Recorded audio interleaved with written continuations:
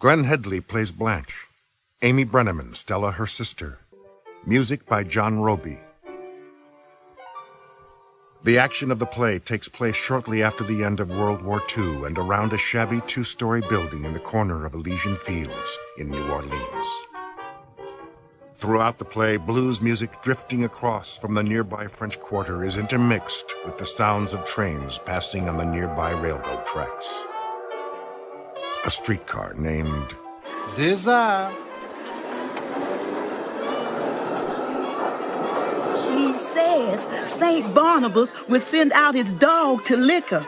And when he did, she'd feel an icy cold wave all up and down her. Well, that night when... Keep right on going. You find it. You hear them tapping on the shutter.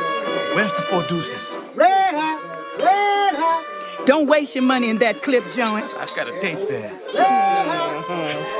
Don't let them sell you a Blue Moon cocktail, or you won't go out on your own feet.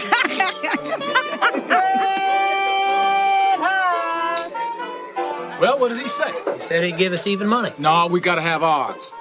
Hey there, Stella, baby. Don't holler at me like that, Stanley. Hey, Mitch. Hello? Catch! What? Me! Stanley, where you going? Bowling. Can I come watch? Come on. Coming.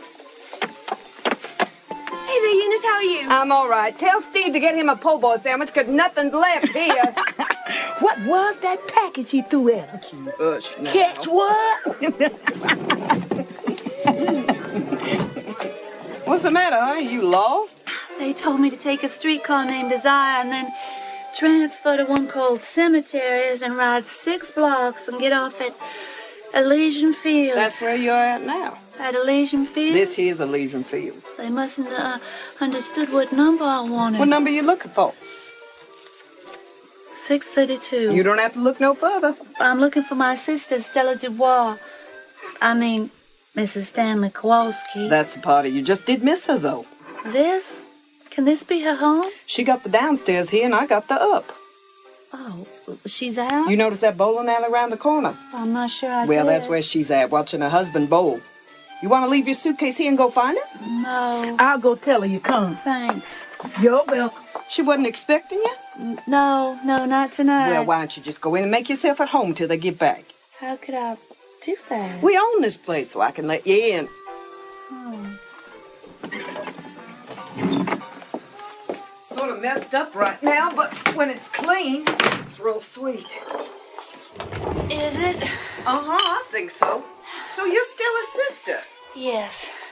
Thanks for letting me in. Por nada, as the Mexicans say, por nada. Stella spoke of you. Yes. I think she said you taught school. Yes. And you're from Mississippi, huh? Well, Reed. Great big place with white columns? Yes. Place like that must be awful hard to keep up. If you'll excuse me, I'm just about to drop. Sure, honey. Why don't you sit down? What I meant was I'd like to be left alone. Oh, I'll make myself scarce in that case. I didn't mean to be rude. I'll drop by the bowling alley. Hustle her up.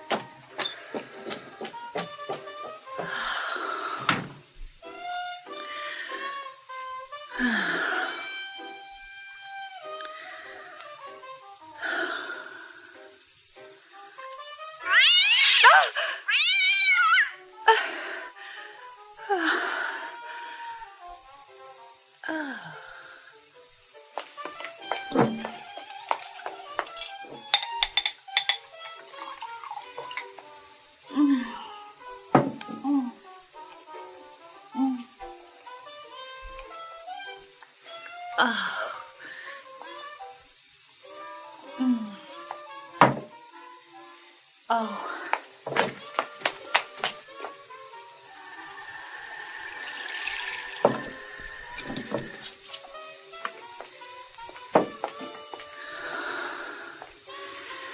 I've got to keep hold of myself. Blanche? Stella, oh, Stella for star. Now then, let me look at you. But don't you look at me, Stella. No, not till later, not till I'm bathed and rested. And turn that overlight off. Turn it off. I won't be looked at in this merciless glare. Come back here now. Oh, my baby. Stella for Star. I thought you would never come back to this horrible place. What am I saying? I didn't mean to say that. I meant to be nice about it and say, oh, what a convenient location and such. Precious lamb, you haven't said a word to me. You haven't given me a chance to, honey. Well, now you talk. Open your pretty mouth and talk while I look around for some liquor. I know you must have some liquor on the place. Where could it be, I wonder? Oh, I spy.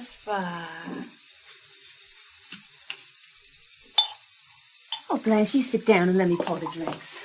I don't know what we've got to mix with.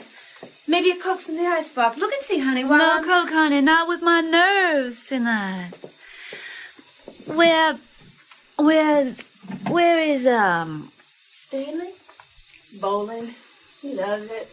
They having found some soda. Just water, baby, to chase it. Now, don't get worried. Your sister hasn't turned into a drunkard. She's just all shaken up and hot and tired and dirty. You sit down now and explain this place to me. What are you doing in a place like this? Now, Blanche. I'm not going to be hypocritical. I'm going to be honestly critical about it. Never in my worst dreams could I picture only Poe. Only Mr. Edgar Allan Poe could do it justice. Out there, I suppose, is the ghoul-haunted woodland of Weir. No, honey, those are the L&N tracks. No, now, seriously, putting joking aside, why didn't you tell me? Why didn't you write me, honey? Why didn't you let me know? Tell you what, Blanche? Well, that you had to live in these conditions. Aren't you being a little intense about it? It's not that bad at all. New Orleans isn't like other cities. Oh, this has got nothing to do with New Orleans. You might as well say... Forgive me, blessed baby. The subject is closed. Thanks. You're all I've got in the world, and you're not glad to see me. Ah, Blanche, you know that's not true. No? I'd forgotten how quiet you were. You never did give me a chance to say much, Blanche, so I just got in the habit of being quiet around you. A good habit to get into. You haven't asked me how I managed to get away from the school before the spring term ended. Well, I thought you'd volunteer that information if you wanted to tell me. But you thought I'd been fired? No, I thought you might have resigned. I was so exhausted by all I'd been through, my nerves broke. I was on the verge of lunacy almost. So Mr. Graves is the high school superintendent. He suggested I take a leave of absence. I couldn't put all those details into a wire. This buzzes right through me and feels so good. Won't you have another? No. One's my limit. Sure. You haven't said a word about my appearance. Well, you look just fine. Oh, God love you for a liar. Daylight never exposed so total a ruin. But you've put on some weight. Yes, you're just as plump as a little partridge. And your hair, you ought to have it cut into a little feather bob with your dainty features, Stella. You have a maid, don't you? No, with only 2 rooms, it's... What? 2 rooms, did you say? This one and... The other one?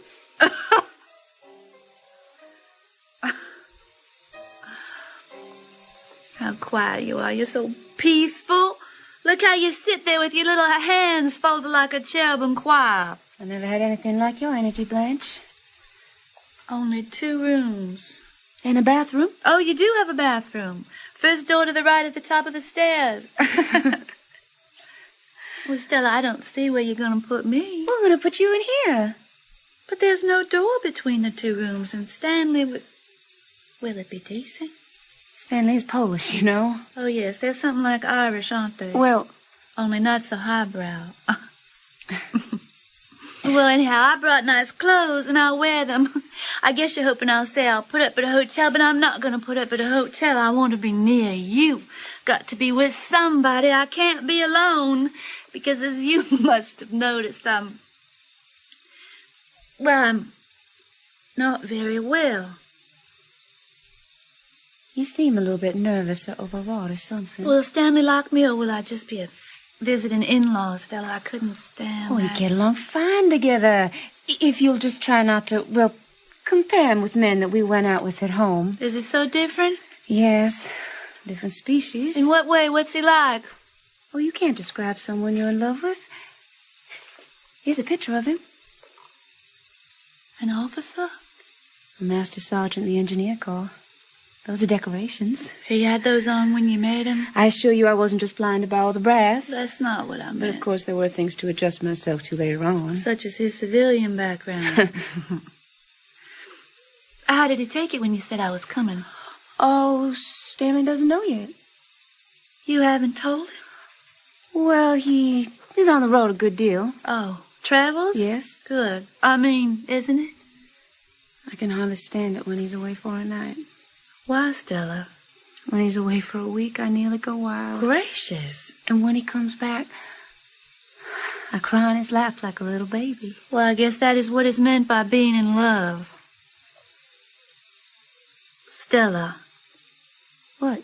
I haven't asked you the things you probably thought I was going to ask, and so I'll expect you to be understanding about what I have to tell you. What, Blanche? Well, Stella, you're going to reproach me. I know that you're bound to reproach me, but before you do, take into consideration you left. I stayed and struggled. You came to New Orleans and looked out for yourself. I stayed at Belle Reve and tried to hold it together. I'm not meaning this in any reproachful way, but all the burden descended on my shoulders. The best I could do was make my own living, Blanche. I know, but you are the one that abandoned Belle Reve, not I. I stayed and fought for it, bled for it, almost Stop died this for hysterical it. outburst and tell me what's happened. What do you mean fought and bled? What kind I knew you would, Stella. I knew you would take this attitude about it. About what? Please. The loss. The loss. Belle Reve? Lost, is it? No. Yes, Stella. But how did it go? What happened? You're a fine one to ask me how it went. Blanche. You're a fine one to sit there accusing me of it. Blanche. I took the blows in my face and my body, all of those deaths. The long parade to the graveyard, father, mother, Margaret, that dreadful way. So big with it couldn't be put in a coffin, but had to be burned like rubbish. You just came home in time for the funeral, Stella, and funerals are pretty compared to deaths. Funerals are quiet, but deaths, not always. Sometimes their breathing is hoarse, and sometimes it rattles, and sometimes they even cry out to you, "Don't let me go." Even the old sometimes say, "Don't let me go," as if you were able to stop them. But funerals are quiet with pretty flowers and, oh, what gorgeous boxes they packed them away in. Unless you were there at the bed when they cried out, "Hold me," you'd never suspect there was the struggle for breath and bleeding. You didn't dream, but I saw. And now you sit there telling me with your eyes that I let the place go. How in hell do you think all that sickness and dying was paid for? Death is expensive, Miss Stella. Honey, that's how it slipped through my fingers. Which of them left us a fortune? Which of them left us cent of insurance even? Only poor Jessie $100 to pay for her coffin. Yes, accuse me. Sit there and stare at me thinking I let the place go. I let the place go. Where were you? In bed with your Polak. Blanche! You be still. That's enough. Where are you going? I'm going into the bathroom to wash my face. Stella. Stella, you're crying. Does that surprise you?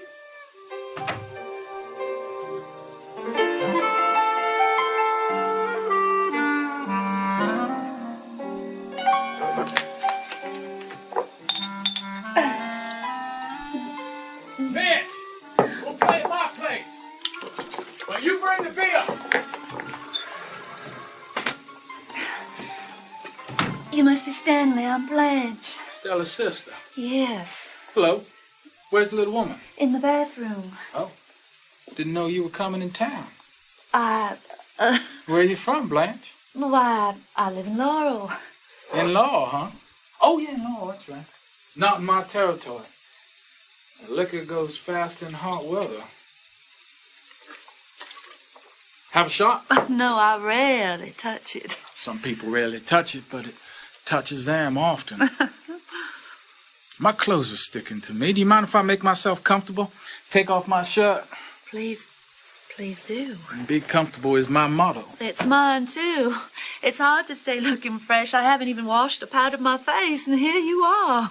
You know, you can catch a cold sitting around the damn thing, especially when you've been exercising hard like Bowen is. You're a teacher, aren't you? Yes. What do you teach, Blanche? English. Well, I never was a very good English student. How long you here for, Blanche? I don't know yet. You gonna shack up here? Well, I thought I would if it's not inconvenient for you all. Good. Traveling wears me out. Well, take it easy.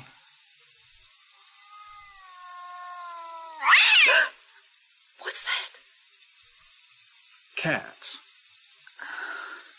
Hey, Stella! Yes, Stanley? Haven't fallen in, have you? I'm afraid I'll strike you as being the unrefined type. Stella spoke of you a good deal. You were married once, weren't you? Yes. When I was quite young. What happened? The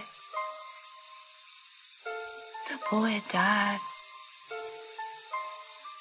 Oh, I'm afraid I'm going to be sick.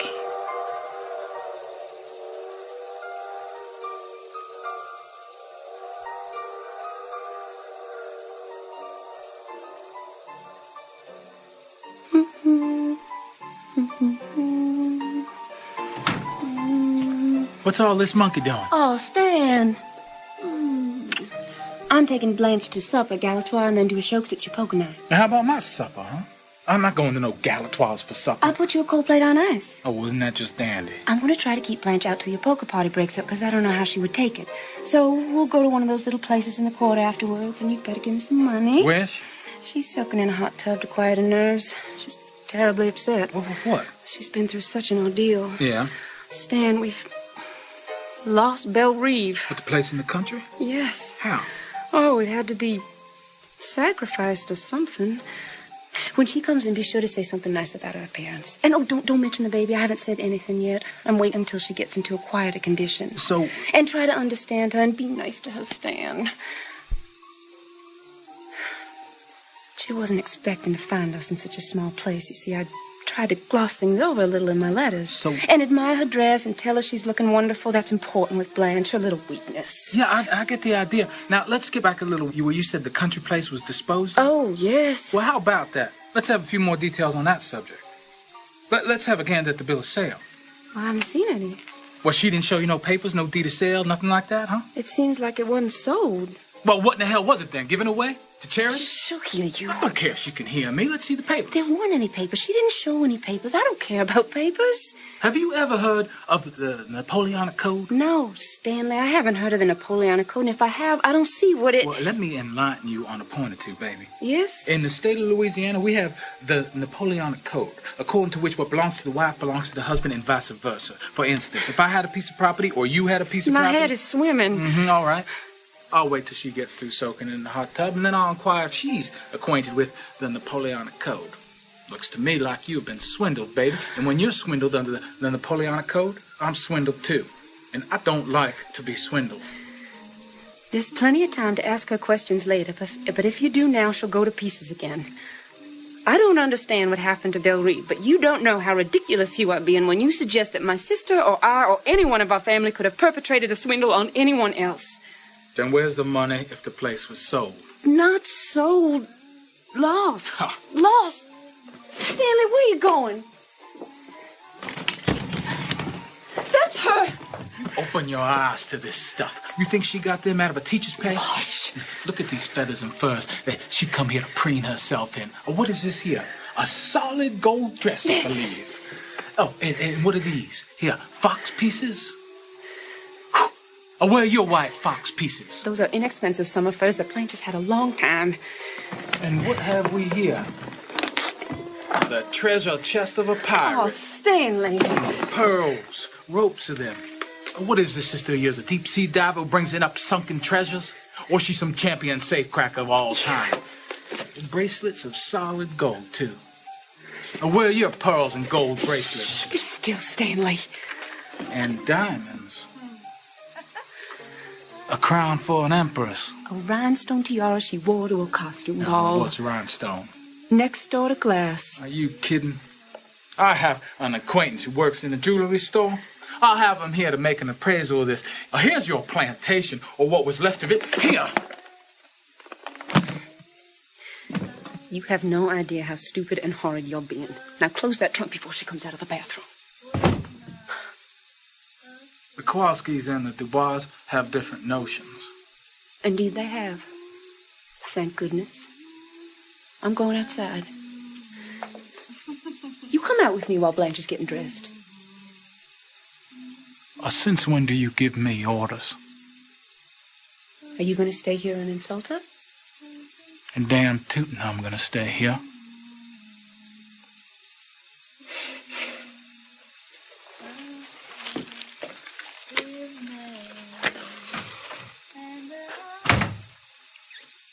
Hello, Stanley. Here I am, all freshly bathed and scented and feeling like a brand new human being. That's good. Excuse me while I go in my room and slip on my pretty new dress. You can go right ahead, Blanche. I understand there's to be a little card party to which we ladies are cordially not invited. Yeah? Where is Stella? Out on the porch. I'm going to ask a favor of you in a moment. What could that be, I wonder? Some buttons in back. You may enter.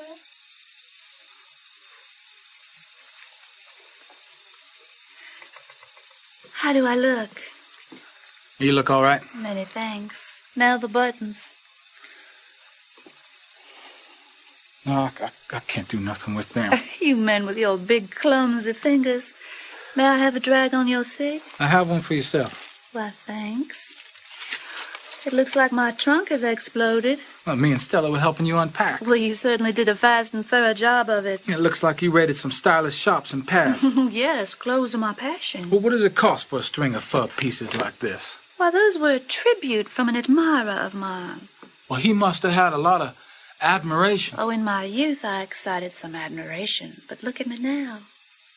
Would you think it possible that I was once considered to be attractive? You look so okay.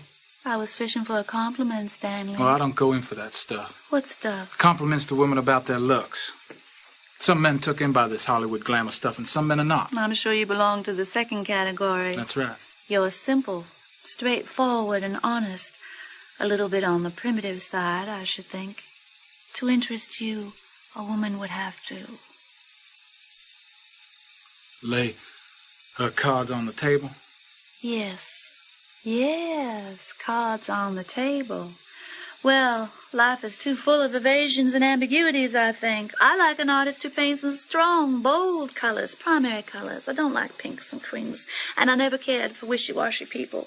That was why when you walked in here last night, I said to myself, my sister has married a man. Of course, that was all I could tell about you. Now let's cut the rebop. Ow! Stanley, you come out here and let Blanche finish dressing. I'm through dressing, honey. Well, you come out here then. Well, your sister and I are having a little talk. Honey, do me a favor. Run to the drugstore and get me a lemon Coke with plenty of chipped ice in it. Will you do that for me, sweetie? Yes. The poor thing was out there listening to us, and I have an idea she doesn't understand you as well as I do. All right now, Mr. Kowalski. Let us proceed without any more double talk. I'm ready to answer all questions. I've nothing to hide. What is it? There is such a thing in the state of Louisiana as the Napoleonic Code, according to which whatever belongs to my wife is also mine, and vice versa. My, but you have an impressive judicial air. Here. Oh! If I didn't know that you was my wife's sister, I'd get ideas about you. Such as what? Don't play dumb. You know what? Where's the papers? Papers? Papers, the stuff people write on. Oh, papers. Oh, the first anniversary gift, all kinds of I'm papers. talking illegal papers, connected with the plantation. There were some papers. You mean they're no longer existent? There probably are somewhere. But not in the trunk. Everything that I own is in that trunk. Well, then why don't we have a look for them? What in the name of heaven are you thinking of? What's in the back of that little boy's mind of yours? That I'm absconding with something, attempting some kind of treachery on my sister? Let me do that. It would be faster and simpler. I keep my papers mostly in this tin box. What's them underneath? These are love letters, yellowing with antiquity. All from one boy. Give them back to me. I'll have a look at them first. The touch of your hands insults them. Don't pull that stuff.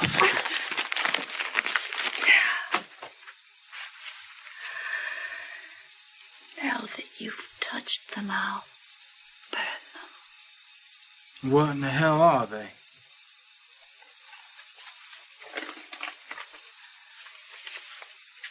Poems a dead boy wrote. I hurt him the way that you would like to hurt me, but you can't. I'm not young and vulnerable anymore, but my young husband was, and I... Never mind about that. Just give them back to me. What do you mean by saying you'll have to burn them? I'm sorry, I must have lost my head for a moment. Everyone has something he won't let others touch because of their intimate nature. No. Where's my glasses? Here they are. Ambler and Ambler. Crabtree, more Ambler. What is Ambler and Ambler? That's a firm that made loans on the place. Then it was lost on a mortgage? That must have been what happened. Well, I don't want no ifs, ands, or buts. What's all the rest of them papers? Why don't you look? There are thousands of papers stretching back over hundreds of years, affecting Belle Reavers piece by piece. Our improvident grandfathers and father and uncles and brothers exchanged the land for their epic fornications, to put it plainly. Till finally all that was left, and Stella can verify that, was the house itself and about 20 acres of ground, including a graveyard, to which now all but Stella and I have retreated. Here all of them are, all papers. I hereby endow you with them. Take them, peruse them, commit them to memory even. I think it's wonderfully fitting that Belle Reeve should finally be this bunch of old papers in your big capable hands. I wonder if Stella's come back with my lemon coat. I have a lawyer acquaintance who'll study these out. We'll present them to him with a bottle of aspirin. You see, under the Napoleonic Code, a man has to take an interest in his wife's affairs, especially now that she's going to have a baby. I'll just take these in the bedroom, look them over. Stella? Stella gonna have a baby? I didn't know she was gonna have a baby. Stella, Stella for Star, how lovely to have a baby. Everything's all right. We thrashed it out. I feel a bit shaky, but I think I handled it nicely. I laughed and treated it all as a joke. Called him a little boy and laughed and flirted. Yes, I was flirting with your husband, Stella. I'm sorry I did that to you. Well, he's just not the sort that goes for jasmine perfume. But maybe he's what we need to mix with our blood now that we've lost Belle Reeve and have to go on without Belle Reeve to protect us. How pretty the sky is. I ought to go there on a rocket that never comes down. Red hot, red hot. Which way do we go now, Stella? The blind are leading the blind.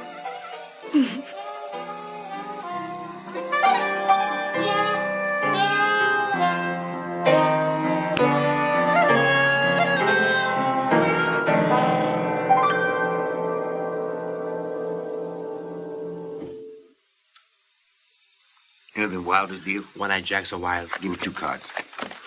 You, Mitch? I'm out. 1. Anyone want a shot? Oh, yeah, me. Why don't somebody go to the Chinaman's and bring back a load of chop suey? No, I'm losing. You want me to eat. Ante up. Openers? Openers. Get off the table, Mitch. Nothing belongs on a poker table but cards, chips, and whiskey. Kind of on your high horse, ain't you? How many? Give me 3. 1. I'm out again. I ought to go home pretty soon. Shut up. I got a sick mother. She don't go to sleep till I come in at night. Well, why don't you stay home with her? She says to go out, so I go, but I don't enjoy it. All the while, I keep wondering how she is. Oh, for God's sake, go home then. What you got, Steve? Speed flush. You all are married, but I'll be all alone when she goes. I'm going to the bathroom. Hey, hurry back. We'll fix you a sugar tip. I'll lay off. Hey. Okay, 7 cards stood. Now, this old nigga is out back of his house, setting down throwing corn to the chickens. And all at once, he hears a loud cackle. And this young hen come lickety-split around the side of the house with the rooster right behind her and gaining on her fast. Deal? But when the rooster catches sight of the nigger throwing the corn, he puts on the brakes and lets the hen get away and starts pecking the corn. And the old nigger, he says, Lord God, I hope I never gets that hungry. Well, I see you boys are still at Hey, it. Stella. Where you been? Blanche and I taking a show. Blanche, this is Mr. Gonzalez and Mr. Hubble. Please don't get up. Nobody's gonna get up, so don't be worried. How much longer is this game going to continue? Till we get ready to quit. Oh, it's so fascinating. Could I kiss? You could not. Oh, why don't you women go up and sit with Eunice? Because it is nearly 2:30. Couldn't you call it quits after one more hand? Don't do that. That's not fun, Stanley.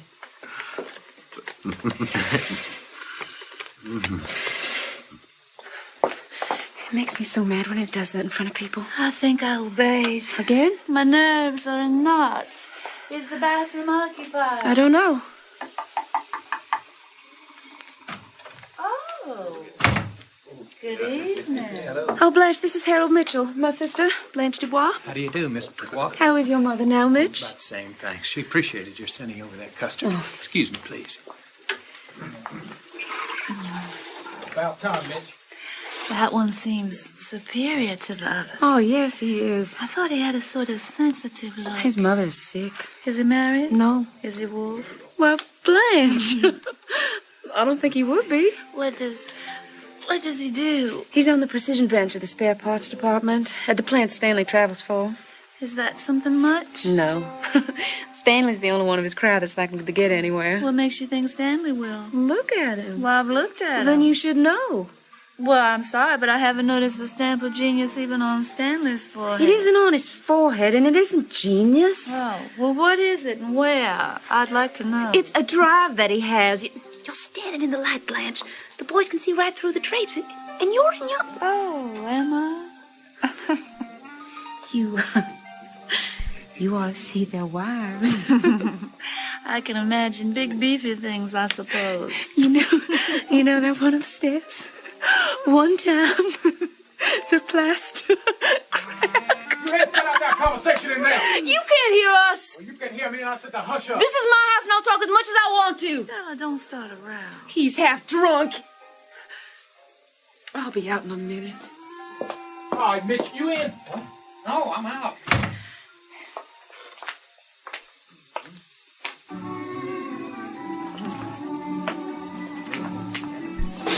Well, who turned that on in there? I did, dear mine. Turn it off. I'll let the girls have their music. Sure, that's good. Leave it on. Sounds like Xavier Cougat. I said, turn it off. Uh-huh. I didn't hear you, Kay. Name it. Didn't I name it, Mitch? I wasn't listening. What were you doing then? He's looking through them drapes at her. Now, give your hand over again. Let's play cards or quit. Some people get ants when they win. Sit down, Mitch. I'm going to the head. Feel me out. Oh, please. All right. This game is spit in the ocean. Were you asking me something? Hello. Little boy's room is busy right now. We've been drinking beer. I hate beer. It's a hot weather drink. Oh, I don't think so. It always makes me warmer. Have you got any 6? Sure. What kind are they? Lucky's? Oh, good. What a pretty case. Silver? Yes. Yes. Read the inscription. Is there an inscription? Oh, I can't make it out. Oh. And if God choose, I shall but love thee better after death. Why, that's from my favorite sonnet by Mrs. Browning. You know it. Certainly I do. There's a story connected behind that inscription. Well, sounds like a romance. Pretty sad one. Oh? The girl's dead now. Oh. She knew she was dying when she gave me this. Very strange girl. Very sweet. Very. She must have been fond of you. 6 people have such deep, sincere attachments. That's right. They certainly do. Sorrow makes for sincerity, I think. It sure brings it out in people. The little there is belongs to people who have experienced great sorrow. I believe you're right about that. I'm positive that I am. Show me a person who hasn't known any sorrow, and I'll show you a superficial... Listen to me. My tongue is a little thick. You boys are responsible for it. The show let out at 11. We couldn't come on home kind of at the poker game, so we had to go somewhere and drink. I'm not accustomed to having more than 1 drink. 2's the limit, and 3. Tonight I had 3. Mitch, deal me out. I'm talking to Miss... Dubois. Miss Dubois? It's a French name. It means woods, and Blanche means white, so the 2 together mean white woods. Like an orchard in spring. You can remember it by that. You're French?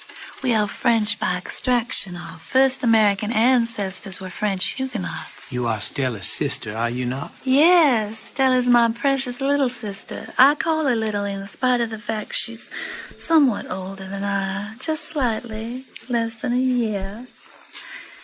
Will you do something for me? Sure. What? I bought this adorable little colored papered lantern at a Chinese shop on Bourbon. Put it over the light bulb, will you please? Be glad to. I can't stand a naked light bulb any more than I can a rude remark or a vulgar action. I guess we strike you as being a pretty rough bunch. I'm very adaptable to circumstances. Well, that's a good thing to be. You are visiting Stanley and Stella? Stella hasn't been so well lately, and I came down to help her for a while. She's very run down. You're not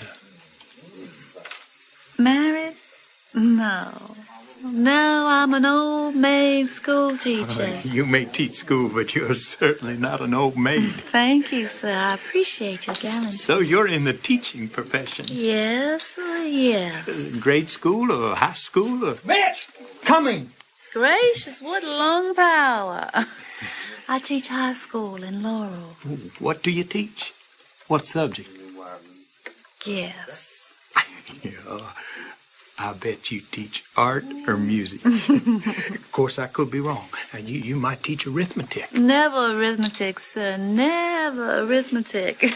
I don't even know my multiplication tables. No. I have the misfortune of being an English instructor. I attempt to instill a bunch of Bobby Soxers and drugstore Romeos with reverence for Hawthorne and Whitman and Poe. I guess that some of them are more interested in other things. How very right you are. Their literary heritage is not what most of them treasure above all else, but they're sweet things.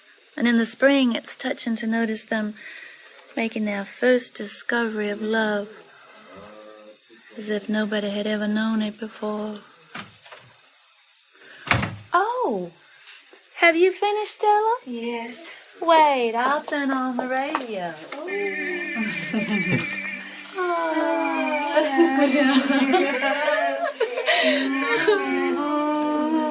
Oh, dance with me. Come on. Well, I'll be delighted.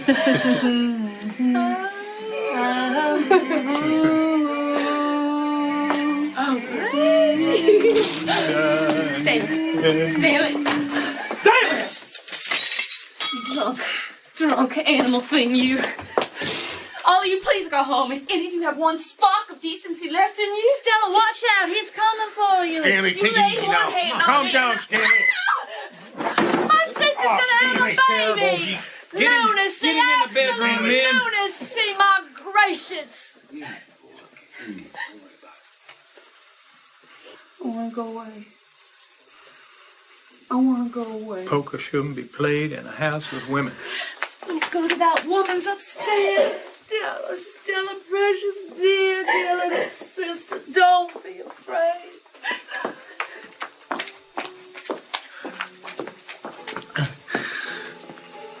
What's the matter? What happened? You just blew your top, Stan. He's okay now. Sure, my boy's okay. I want water. Put him under the shower. Come on.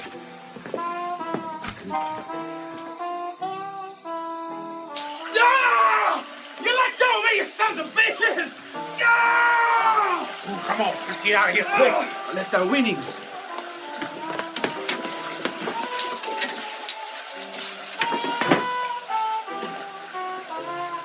Poker should not be played in a house with women.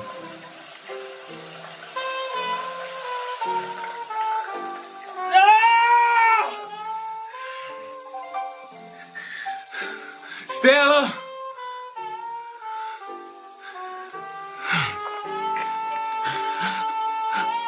My baby doll's left me.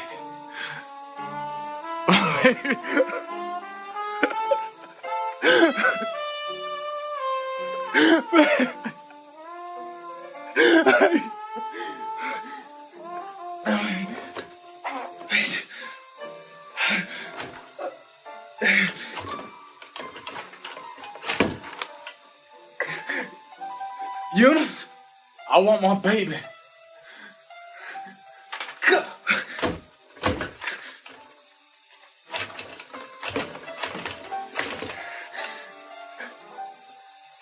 Eunice, I'll keep on ringing until I talk with my baby. What do you think you're doing, you stupid look? You can't beat on a woman and then call her back. What you thinking? You don't got a brain in your head.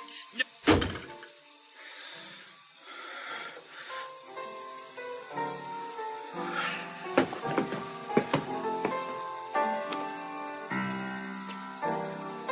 Stella. Stella, sweetheart. Stella. Stella! Quit that howling out there and go back to bed. I want my baby down here. Stella! Stella! Coming down for you quitter. You get the law on you. Stella! You can't beat a woman and then call her back. She won't come. And her going to have a baby. You stinker. You whelp of a Pollock, you. I hope they do haul you in and turn the fire hose on you, same as the last time. Eunice, I want my girl to come down with me. Ha!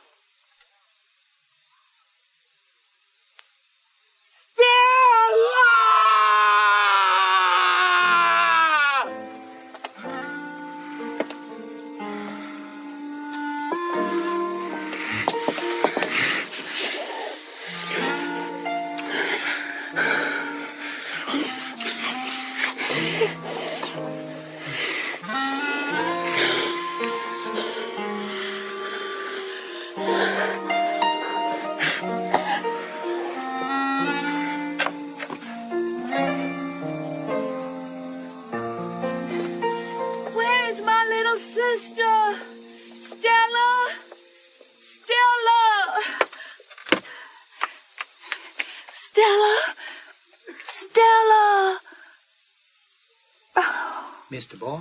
Oh. All quiet on the Potomac now? She ran downstairs and went back in there with him. Sure she did. I'm terrified. There's nothing to be scared of. They're crazy about each other. I'm not used to such... Nah, it's a shame this had to happen when you just got here, but don't take it serious. Violence is so... Sit down on the steps and have a cigarette with me. I'm not properly dressed. Well, that don't make no difference in the quarter. Such a pretty silver case. I showed you the inscription, didn't I? Yes. Oh, there's so much confusion in the world. Thank you for being so kind. I need kindness now.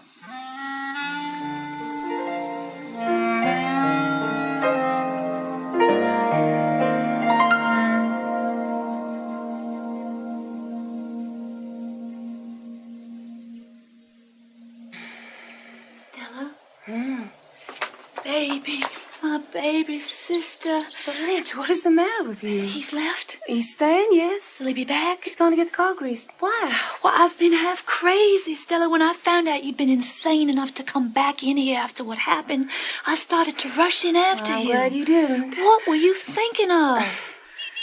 Answer me. What? What? Please, Blanche, sit down and stop yelling. All right, Stella, I will repeat the question quietly now. How could you come back in this place last night? Why, you must have slept with him.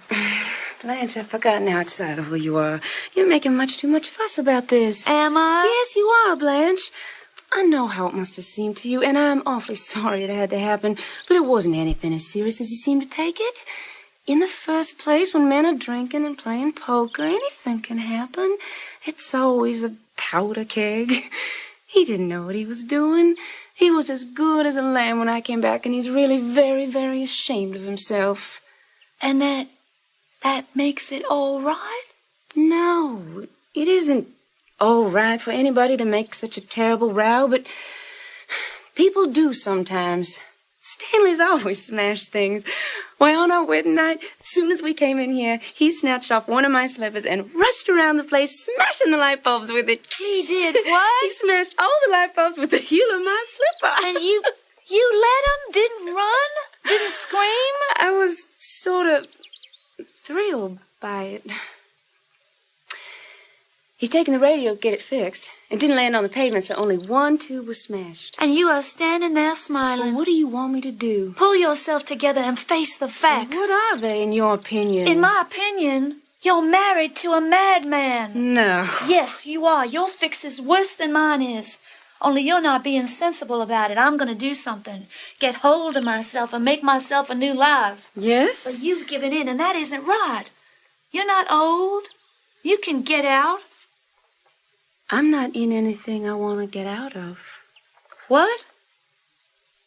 I said I'm not in anything I have a desire to get out of. We got to get hold of some money. That's the way out. Yeah, I guess that money's always nice to get hold of. Listen to me. I have an idea of some kind. You remember Shep Huntley? No, Blanche. Of course you remember Shep Huntley. I went out with him at college and wore his pin for a while. Well?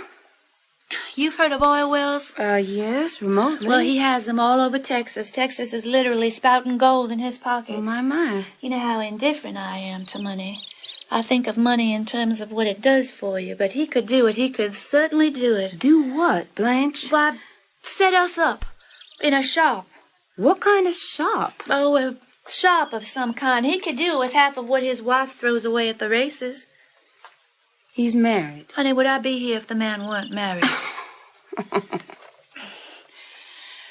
Stella, I can't live with him. You can. He's your husband. But how could I stay here with him after last night with just those curtains between us? Blanche, you saw him at his worst last night. On the contrary, I saw him at his best. What such a man has to offer is animal force, and he gave a wonderful exhibition of that. But the only way to live with such a man is to go to bed with him, and that is your job, not mine. After you've rested a little, you see it's going to work out. You don't have to worry about anything while you're here. I mean, expenses. I have to plan for us both, to get us both out. You take it for granted that I am in something that I want to get out of. But there are things that happen between a man and a woman in the dark that sort of make everything else seem unimportant. What you are talking about is brutal desire. Just desire. The name of that rattle-trap streetcar that bangs through the court up one old narrow street and down another. Haven't you ever ridden on that streetcar? It brought me here, where I'm not wanted and where I'm ashamed to be. Then don't you think your superior attitude is a bit out of place? I'm not being or feeling at all superior, Stella. Believe me, I'm not. It's just this. This is how I look at it. A man like that is someone to go out with once, twice, 3 times when the devil is in you, but live with? Have a child by? I have told you I love him. Then I tremble for you. I just tremble for you. Well, I can't help your trembling if you insist on trembling. May I speak plainly? Yes, do. Go ahead. As plainly as you want to.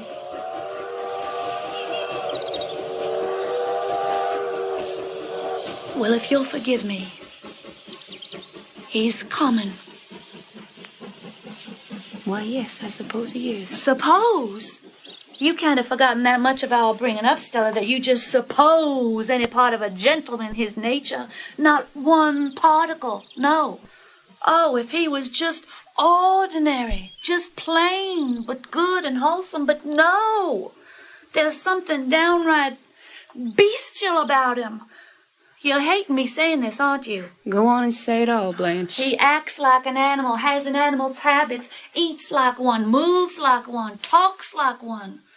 There's even something subhuman, something not quite to the stage of humanity yet. Yes, something ape-like about him, like one of those pictures I've seen in anthropological studies. Thousands and thousands of years have passed him right by, and there he is, Stanley Kowalski, survivor of the Stone Age, bearing the raw meat home from the kill in the jungle, and you here waiting for him. Maybe he'll strike you, or maybe brunt and kiss you. That is, if kisses have been discovered yet. Night falls and the other apes gather. There's the front of the cave, all grunting like him and swilling and gnawing and hulking. His poker night, you call it, this party of apes. Somebody growls, some creature snatches at something. The fight is on. God! Maybe we are a long way from being made in God's image, but Stella, my sister, there has been some progress since then. Such things as art, as poetry and music, such things as new light have come into this world since then. And some kinds of people, some tenderer feelings have had some little beginning that we've got to make grow and cling to and hold as our flag in this dark march towards whatever it is we're approaching. Don't hang back with the brutes. Hey, Stella. Stanley. Stella. Hi, Blanche. You must have got onto the car. Hey, them doll mechanics and Fritzes, they don't know their camp from third base. Stanley.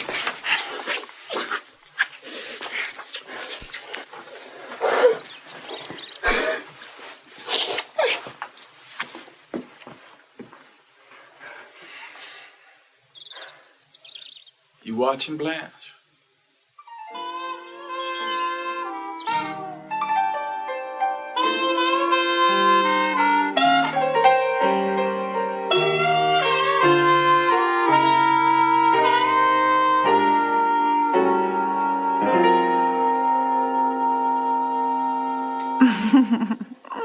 What are you laughing at, honey? Myself for being such a liar. I'm writing a letter to Shep Huntley. Darling Shep, I'm spending the summer on the wing, making flying visits here and there, and who knows, perhaps I shall take a sudden notion to swoop down on Dallas. How would you feel about that? Forewarned is forearmed, as they say. How does that sound? Uh-huh. Most of my sister's friends go north in the summer, but some have homes on the Gulf, and there has been a continued round of entertainments, teas, cocktails, and luncheons. Eunice seems to be having some trouble with Steve. I heard about you and that blonde. That's a damn lie. You ain't pulling the wool over my eyes. I wouldn't mind if you'd stay down at the Four Deuces, but you always going up. Who ever seen me go up? I've seen you chasing around the balcony. I'm going to call the vice squad. Don't you throw that at me. You hit me. I'm going to call the police. Did he kill her? No. She's coming downstairs. Call the police. I'm going to call the police. Some of your sister's friends have stayed in the city. What's the matter with you? She and Steve had a row. Has she got the police? No, she's getting a drink. Well, that's much more practical. She here? No, at the Four Deuces. That hunk. Hunk. I must jot that down in my notebook.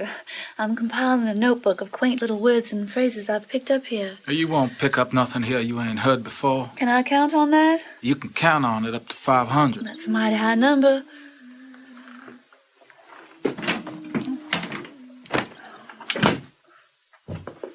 Oh, what sign were you born under?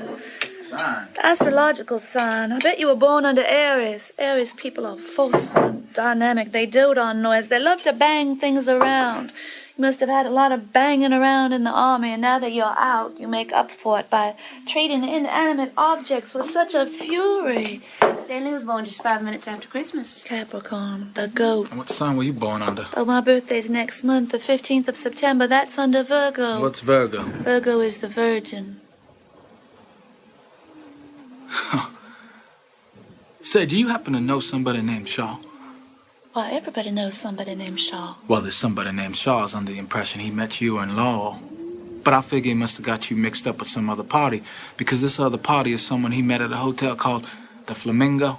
Well, I'm afraid he does have me mixed up with this other party. The Hotel Flamingo is not the sort of establishment I would dare to be seen in. You know of it? Yes, I've seen it and smelled it. Well, you must have got pretty close if you could smell it. The odor of cheap perfume is penetrating. Well, that stuff you use is expensive. $25 an ounce. I'm nearly out. That's just a hint if you want to remember my birthday. Well, Shaw must have got you mixed up.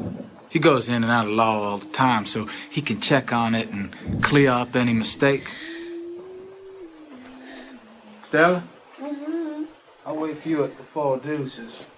Hey, don't I rate one kiss? Now in front of your sister.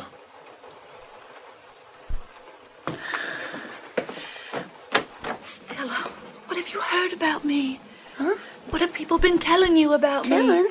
You haven't heard any unkind gossip about me? Why, no, Blanche, of course not. Honey, there was a good deal of talking, Laurel. About you, Blanche? I wasn't so good the last 2 years or so after Belle Reve had started to slip through my fingers. All of us do things. I never was hard or self-sufficient enough. When people are soft people have got to court the favor of hard ones, Stella. Have got to be seductive.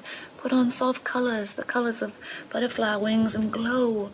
Make a little temporary magic just in order to pay for one night's shelter. That's why I've been not so awfully good lately. I've run for protection, Stella, from under one leaky roof to another leaky roof because it was storm, all storm, and I was caught in the center. People don't see you. Men don't even admit your existence unless they're making love to you, and you've got to have your existence admitted by someone if you're going to have someone's protection. And so the soft people have got to shimmer and glow, put a paper lantern over the light.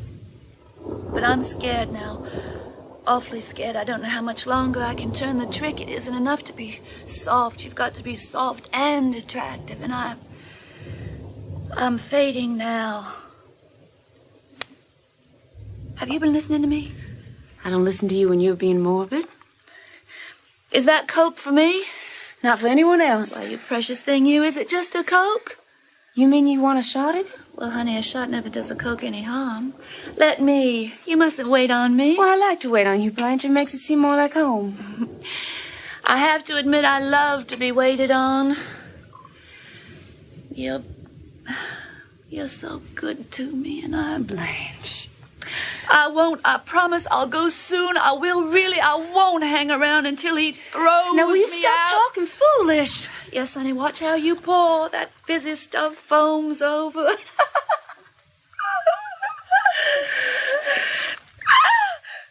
Heavens. Right on my pretty white skirt. Oh, use my hanky. Come on, blot gently. I know. Gently, gently. Did it stain? Not a bit. Isn't that lucky? Why did you scream like that? I don't know why I screamed. Mitch is coming at 7. I guess I'm just feeling nervous about our relations. He hasn't gotten a thing but a goodnight kiss. That's all I've given him, Stella. I want his respect, and men don't want anything. They get too easy. But on the other hand, men lose interest quickly, especially when the girl is over 30.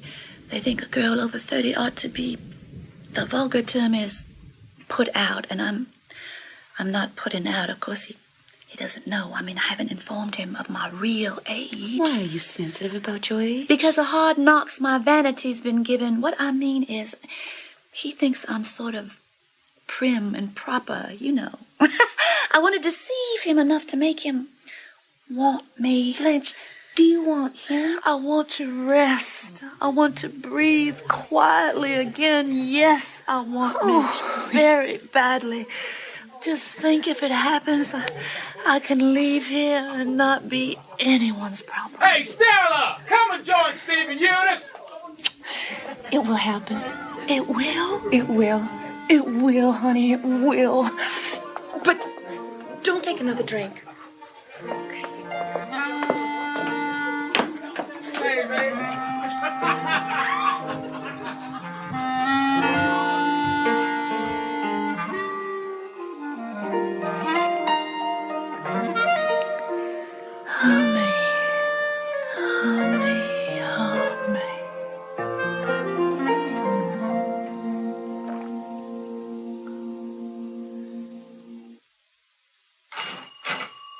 Come in. Well, what What can I do for you? I'm collecting for the Evening Star. I didn't know that stars took up collections. It's the paper. I know I was joking feebly. Will you have a drink? No, ma'am. No, thank you. I can't drink on the job. Oh, well, now let's see. No, I don't have a dime. I'm not the lady of the house. I'm her sister from Mississippi. I'm one of those poor relations you've heard about. That's all right. I'll drop by later. Hey! What time is it? 7:15. So late? Don't you just love these long rainy afternoons in New Orleans when an hour isn't just an hour, but a little bit of eternity dropped in your hands and who knows what to do with it? Yes, ma'am. You, didn't get wet in the shower? No, ma'am. I stepped inside. In a drugstore and had a soda? Uh-huh. Chocolate? No, ma'am. Cherry. A cherry soda. You make my mouth water. Well, I'd better be. Young man. Young man. Has anyone ever told you that you look like a young prince out of the Arabian Nights? No, ma'am. Well, you do, honey lamb. Come here. Come on over here like I told you. I want to kiss you, just once, softly and sweetly on your mouth.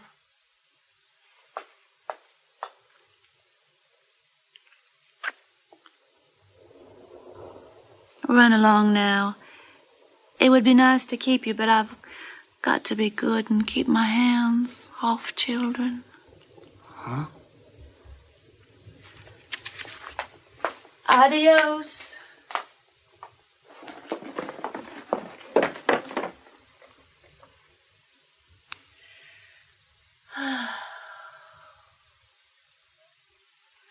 Look who's coming. My rose and cavalier. Bow to me first, then present your bouquet. Ah, merci.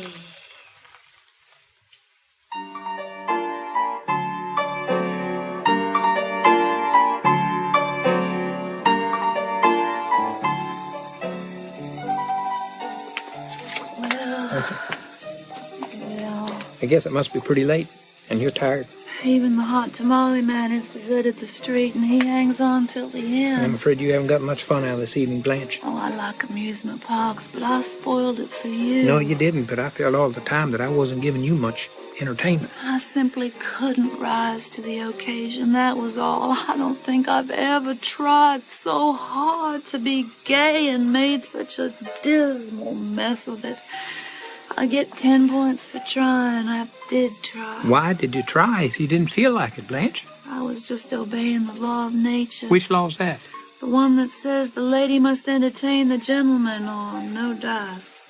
See if you can locate my door key in this purse. When I'm so tired, my fingers are all thumbs. This it? No, honey, that's the key to my trunk, which I must soon be packing. You mean you are leaving here soon? I've outstayed my welcome. This it? Eureka! Honey, you open the door while I take a last look at the sky. I'm looking for the Pleiades, the Seven Sisters, but these girls are not out tonight. Oh, yes, they are. There they are. God bless them, all in a bunch, going home from their little bridge party. You get the door open? Good boy.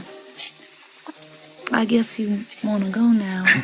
Can I, kiss you? Good night.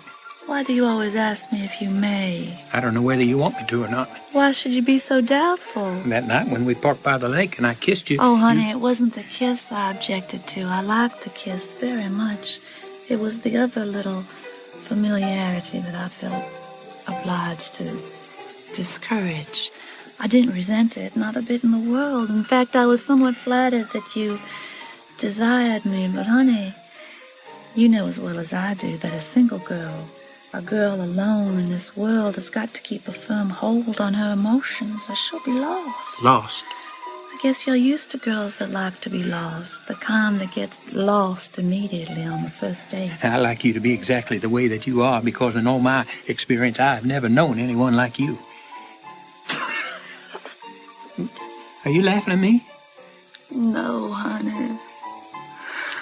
The lord and lady of the house have not yet returned, so come in. We'll have a nightcap. Let's leave the lights off, shall we? You just do what you want to.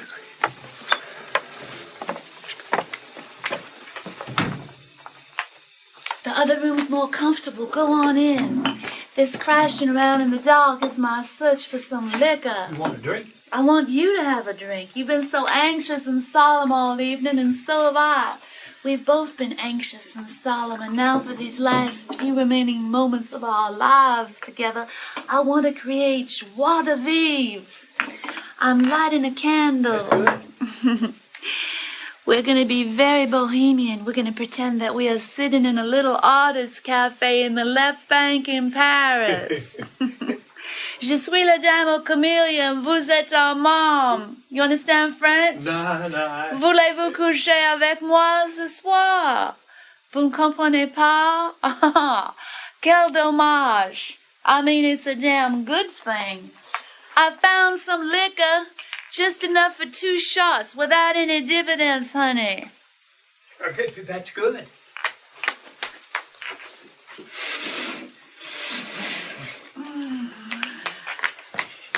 Sit down. Why don't you take off your coat and loosen your collar? I better leave it on. Oh, I want you to be comfortable. I'm ashamed of the way I perspire. My shirt is sticking to me. Well, perspiration is healthy. If people didn't perspire, they would die in 5 minutes. Here, give me that coat.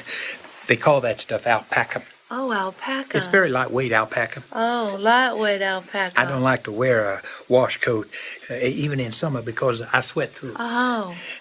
And I don't think it looks good on a man. I mean, a man with a heavy build has got to be careful what he puts on him so he don't look too clumsy. Oh, you're not too heavy. You don't think I am?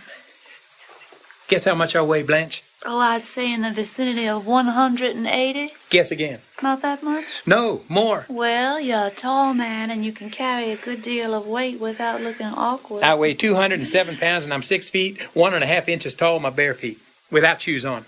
And that is what I weigh stripped. Oh, my goodness me, that's awe-inspiring. My weight is not a very interesting subject to talk about. What's yours? My weight? Yes. Yes. Let me lift you. Samson, go on, lift me. Well? You're as light as a feather. You may release me now. Huh? I said unhand me, sir. Now, Mitch, just because Stanley and Stella aren't at home is no reason why you shouldn't behave like a gentleman. You just give me a slap whenever I step out of bounds. Oh, that won't be necessary. You're a natural gentleman, one of the very few that are left in the world. I don't want you to think that I'm severe and old maid, school teacherish or anything like that. It's just, well... Huh? It's just, I guess, that I have old-fashioned ideals. Where's Stanley and Stella tonight? They've gone out with Mr. and Mrs. Hubble upstairs. Where did they go?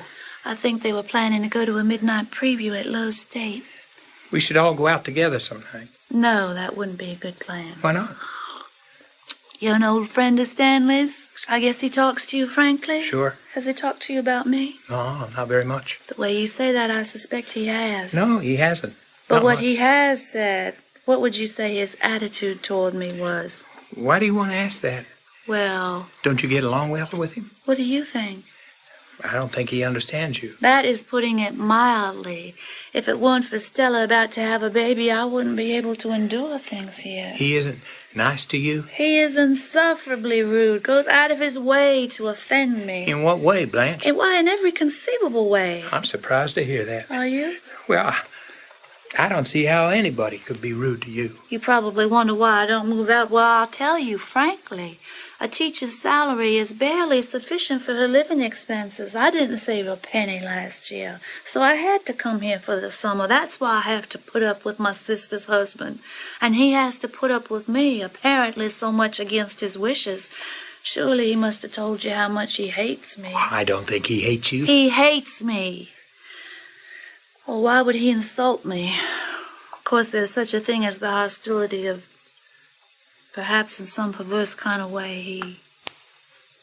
Now, to think of it makes me... Blanche. Yes, honey? Can I ask you a question? Yes, what? How old are you? Why do you want to know? I talked to my mother about you, and she said, how old is Blanche? And I wasn't able to tell her. You talked to your mother about Yes, me? yes. Why? I told my mother how nice you were, and I liked you. Were you sincere about that? You know I was. Why did your mother want to know my age? Mother is sick, and she wants me to be settled down before she...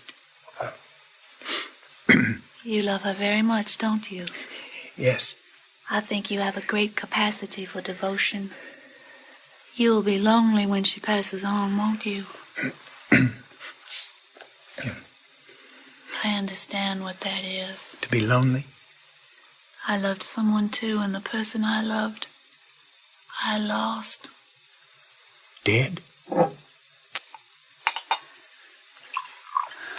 A man? He was a boy. Just a boy when I was a very young girl. When I was 16, I made the discovery. Love. All at once and much, much too completely.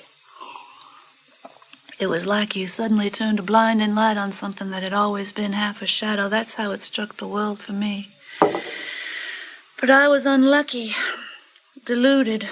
There was something different about the boy, a nervousness, a softness and tenderness which wasn't like a man's, although he wasn't the least bit effeminate looking. Still, that thing was there. He came to me for help. I didn't know that. I didn't find out anything till after our marriage, when we'd run away and come back, and all I knew was I'd failed him in some mysterious way and wasn't able to give the help he needed but couldn't speak of. He was in the quicksands and clutching at me, but I wasn't holding him out. I was slipping in with him. I didn't know that.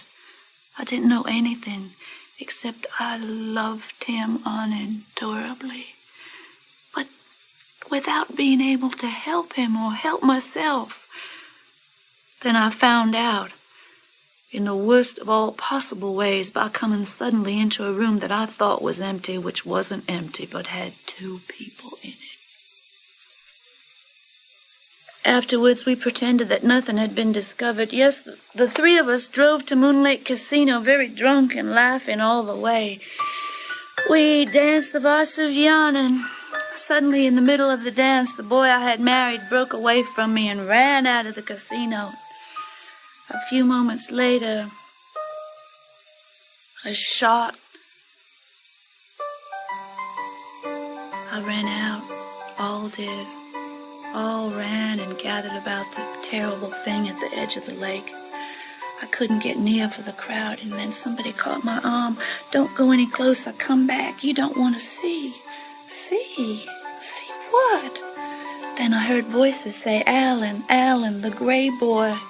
He'd stuck the revolver in his mouth and fired so that the back of his head was blown away. It was because on the dance floor, unable to stop myself, I'd suddenly said, I know. You disgust me. And then the searchlight which had been turned on the world was turned off again, and never for one moment since has there been any light that's stronger than this kitchen candle.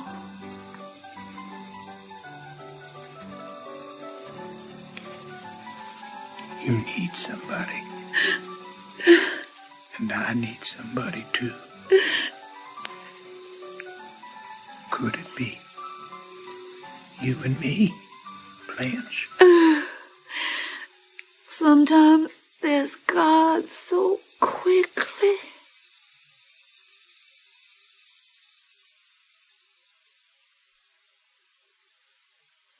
What's all this for? Honey, it's Blanche's birthday. She here? In the bathroom. Washing out some things? I reckon so. How long she been in there? All afternoon. Soaking in the hot tub. Stanley, stop picking on Blanche. That girl calls me common. Lately, you have been doing all you can think of to rub her the wrong way, Stanley. And Blanche is sensitive. And you've got to realize that Blanche and I grew up under very different circumstances than you did. Yeah, so I've been told and told and told and told. You know she's been feeding us a pack of lies here? No, I don't. Well, she has, however. But now the cat's out of the bag. I found out some things. What things? Things I already suspected. But now I got proof from the most reliable sources, which I have checked on. Lower your voice. Some canary bird, huh? Now, please tell me quietly what you think you have found out about my sister. Lie number one. Sister Blanche is no Lily. Some Lily she is. What have you heard, and who from? Our supply man down at the plant has been going through Laurel for years, and he knows all about her, and everybody else in the town of Laurel knows all about her. She is as famous in Laurel as if she was president of the United States, only she is not respected by any party. This supply man stops at a hotel called the Flamingo. What about the Flamingo? She stayed there, too. My sister lived at Belle Reve. Now, this is after the home lace had slipped through her lily-white fingers. She moved to the Flamingo, a second-class hotel which has the advantage of not interfering in the private social life of the personalities there. The Flamingo is used to all kinds of goings-on. But even the management of the Flamingo was impressed by Dame Blanche. In fact, they requested her to turn in her room key for permanently. This happened a couple weeks before she showed here. What contemptible lies. Sure, I can see how you'd be upset by this. She pulled the wool over your eyes as much as Mitch's. It's pure invention. There's not a word of truth in it, and if I were a man and this creature had dared to invent such things in my presence... Honey, I told you I thoroughly checked on these stories. Now you wait till I finish. Did you know there was an army camp near Laurel, and your sister's was one of the places called Out of Bounds? Well, so much for her being such a refined and particular type of girl, which brings us to lie number 2. I don't want to hear anymore. She's not going back to teach school. In fact, I'm willing to bet you that she never had no idea of returning to Laurel. She didn't resign temporarily from high school because of her nerves. No, sirree, Bob, she didn't. They kicked her out of that high school before the spring term ended. And I hate to tell you the reason that step was taken. A 17-year-old boy she'd gotten mixed up with. This is making me sick. And the boy's dad learned about it and got in touch with the high school superintendent. Boy, I'd have liked to have been in that office when Dame Blanche was called on that carpet. They told her she better move on to some fresh territory. Yep. It was practically a town ordinance passed against her. Well, what do you think of? I don't believe all those stories. And I think your supply man was mean and rotten to tell them. It's possible that some of the things he said are partly true. There are things about my sister I don't approve of. Things that cause sorrow at home. She was always flighty. Flighty is some word. But when she was young, very young, she had an experience that killed her illusions. And what experience was that? I mean her marriage. When she was almost a child, she married a boy who wrote poetry. He was extremely good-looking. I think Blanche didn't just love him, but worshipped the ground he walked on, adored him, and thought him almost too fine to be human. But then she found out. What? This beautiful and talented young man was a degenerate. Didn't your supply man give you that information? All we discussed was recent history. That must have been a pretty long time ago. How many candles are you putting in that cake? I'll stop at 25. Is company expected? We asked Mitch to come over for cake and ice cream. I wouldn't be expecting Mitch over tonight. Why? Mitch is a buddy of mine. We were in the same outfit together, 241st Engineers. We work in the same plant and now on the same bowling team. You think I could face Stanley him? Kowalski, did you Goddamn repeat? right, I told him. I'd have that on my conscience for the rest of my life if I knew all that stuff and let my best friend get caught. Is Mitch through with her? Wouldn't you be if... I said, is Mitch through with her? Wouldn't you be I said, is Mitch through with her? No, I don't think he's necessarily through with her. Just wised up. Stanley, she thought Mitch was going to marry her. I was hoping so, too. Well, he's not going to marry her. Maybe he was, but he's not going to jump in a tank with a school of sharks now. Oh, Blanche! Blanche! Can I please get in my bathroom? Yes, indeed, sir. Can you wait 1 second while I drive? Well, having waited 1 hour, I guess 1 second ought to pass in a hurry. And she hasn't got a job. Well, what will she do? Oh, she's not staying here after Tuesday. You know that, don't you? Just to make sure, I bought her a ticket myself. A bus ticket. Well, in the first place, Blanche wouldn't go on a bus. She'll go on a bus and like it. No, she won't. No, she won't, Stanley. She'll go, period. P.S. She'll go on Tuesday. What'll she do? What on earth will she do? Her future is mapped out for her. What do you mean? Say it's only a paper moon, turning over a cardboard. Hey, canary bird! Toots! Get out of the bathroom! Must I speak more plainly?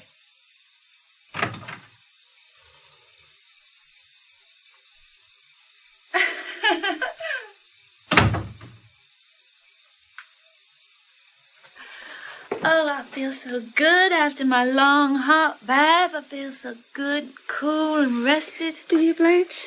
Yes, I do. So refreshed. A hot bath and a long, cold drink always gives me a brand new outlook on life. Something's happened. What is it? Oh, well, nothing has happened, Blanche. You're lying. Something has.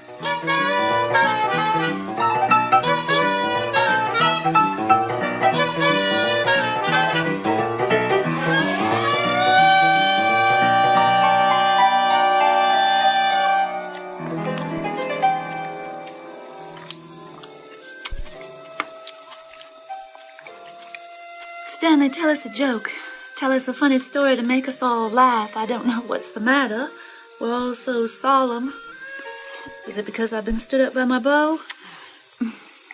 It's the first time in my entire experience with men, and I've had a good deal of all sorts, that I've actually been stood up by anybody. I don't know how to take it. Tell us a funny little story, Stanley, something to help us out. I don't think you'd like my stories, Blanche. Well, I like them when they're amusing, but not indecent. I don't know any refined enough for your taste. Mr. Kowalski's too busy making a pig of himself eating with his fingers to think of anything else. That's right, baby. Your face and your fingers are disgustingly greasy. Go and wash up and help me clear the table. That's how I'll clear the table. Don't you ever talk to me like that. Pig, Pollock, disgusting, vulgar, greasy. Them kind of words have been on your tongue and your sister's tongue too much around here. What do you think you are, a pair of queens? You remember what Huey Long said. Every man is a king, and I am the king around here. So don't forget it.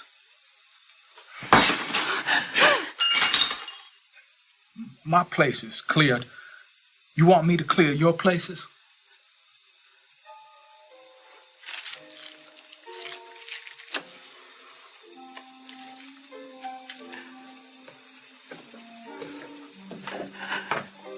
What happened while I was bathing? What did he tell you, Stella? Nothing. I think he told you something about Mitch and me. You know why Mitch didn't come, but you won't tell me. No. I'm going to call him. I wouldn't call him, Blanche. I am. I'm going to call him on the phone. I wish you wouldn't. I intend to be given some explanation from someone. No. Oh, Blanche.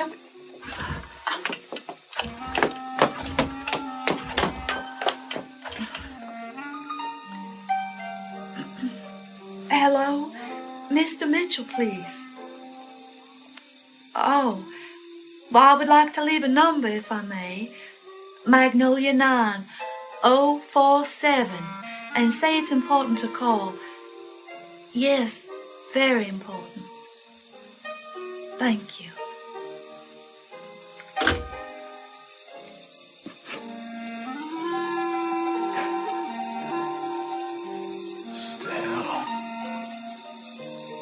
Stella, it's gonna be all right after she goes and after you've had the baby. It's gonna be all right again between you and me, the way that it was. You remember the way that was? The nights we had together? God, honey. It's gonna be sweet when we can make noise in the night. The way that we used to. Get the colored lights going. Nobody's sister behind the curtains to hear us.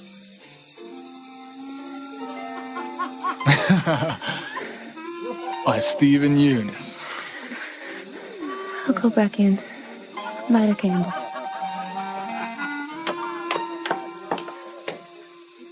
Glenn? Yes? Oh, those pretty, pretty little candles. Oh, don't burn them, Stella. I certainly will. You ought to save them for baby's birthdays. Oh, I hope candles are gonna glow in his life. And I hope that his eyes are gonna be like candles. Like 2 blue candles lighted in a white cake. What poetry. His auntie knows candles aren't safe.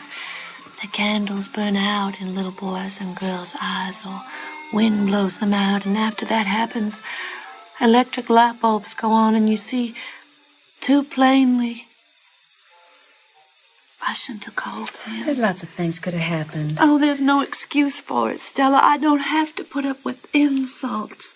I won't be taken for granted. God damn it, it's hot in here with the steam from the bathroom. I've said I was sorry 3 times. I take hot baths for my nerves. Hydrotherapy, they call it. You healthy Polak without a nerve in your body. Of course you don't know what anxiety feels like. I am not a Polak. People from Poland are Poles, not Polacks. But what I am is 100% American, born and raised in the greatest country on earth, and proud as hell of it. So don't ever call me a Polak. That's for me, I'm sure. Well, I'm not sure. Keep your seat. Hello? Hello, Mac? Oh, keep your hands off me, Stella. What is the matter with you? Why do you look at me with that pitying look? Quiet there.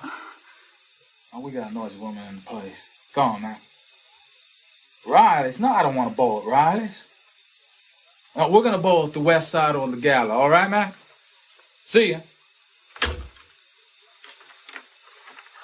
Sister Blanche? I've got a little birthday remembrance for you. Oh, have you, Stanley? I wasn't expecting any. I don't know why Stella wants to observe my birthday. I'd much rather forget it. When you reach 27, well, age is a subject that you'd prefer to ignore. 27. What is it? Is it for me? Yes, I hope you like it. Why, it's a... Ticket. Back to Lowell. On the Greyhound. Tuesday.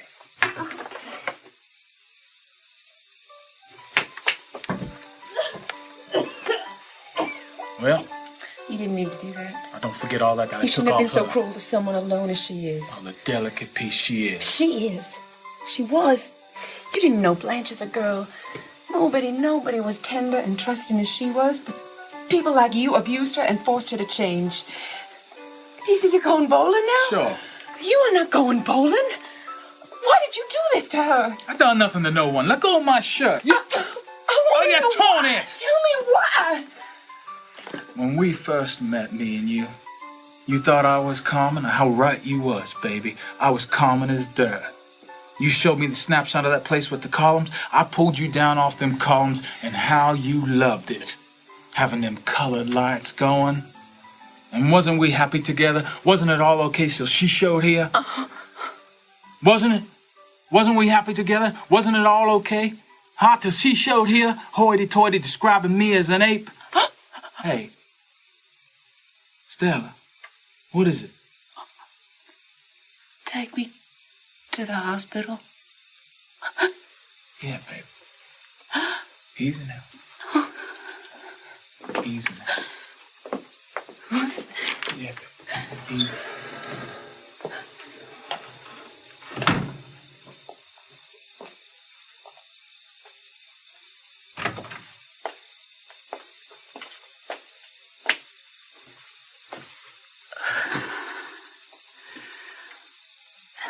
find the mice. Help find the mice. Help find the mice in the saw. Help find the mice. Help find the mice. Help find the mice in the saw.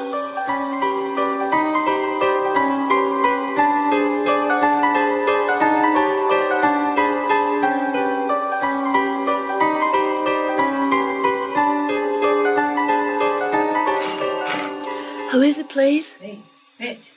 Mitch. Just a minute.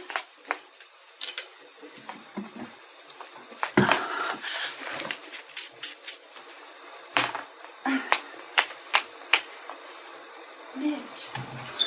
You know, I really shouldn't let you in after the treatment I received from you this evening, so utterly uncavalier.